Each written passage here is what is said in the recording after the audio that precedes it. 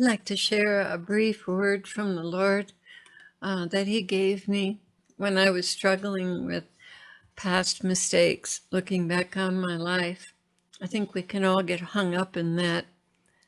And He came to my rescue one day in prayer and really gave me a different perspective. So I'd like to share that with you. Don't be tormented by past mistakes. So He began, don't despair over your past mistakes. The past is in the past. Leave it there, for your good, for my good, and for the good of all. Forge ahead into your calling. Be fearless. Do not be swayed by what you imagine anyone has to say about you or your work, for I am with you. Scrupulosity kills the anointing. It pitches a soul back into the mire of their sins and shortcomings. Let not this evil scourge enter your heart or commandeer your thoughts at any time. These things strictly originate from the demon world. They do not come from me.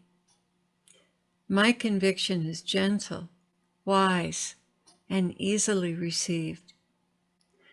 Theirs pits you against yourself. How foolish to reminisce over past failures, or should I say even just perceived failures, because they will use anything with a hook on it.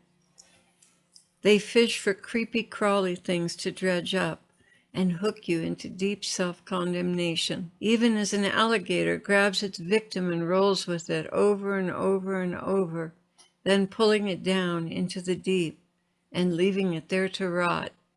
So do these despicable creatures torment my children's souls, leaving them under some miry ledge to decay, until the time is ripe for these Leviathan creatures to come back and feed on them again.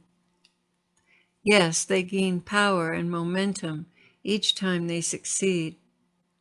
They feed on suffering just as surely as you are strengthened by righteousness and joy.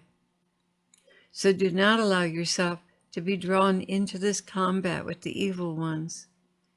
Recognize it and see it coming. Bind it. Bind them and put them in their place. May they be tormented even as they wish to torment you. End of message. That was a very encouraging message for me, and I think I need to read it every once in a while just to remind me that our enemies are constantly lying and condemning us. And the minute we feel that condemnation, we should recognize, okay, I've got a demon whispering in my ear. Because the Lord never approaches us with condemnation. He's always so gentle, and we just get such a deep feeling of compunction. Like, I know I shouldn't have said that. And it's such a different feeling than agonizing over, I should have done this, or I should have done that, or why didn't I do this? Why didn't I oh, I'm so stupid. I mean, we could go on and on with the things that come against us in our mind. And some of it comes from our own mind, but a lot of it is instigated by the demons. And they're constantly trying to pull us down. So that's the end of the message, and it's just an encouragement for all of us to push away the suggestions of the enemy, because, you know, it turns us inward. And when we're turned inward, we can't manifest, we can't have ministry outward, because we're so caught up in our own problems that there's no release, there's no ability for us to focus on other people and compassion. So that's one of the main reasons why the devils try to keep us tied up in scrutiny and scrupulosity. It's because they don't want the anointing to flow like a river. They want to dam it up and cause us to be all wrapped up in our own problems, so that the anointing can't flow and set people free. God bless you, YouTube family.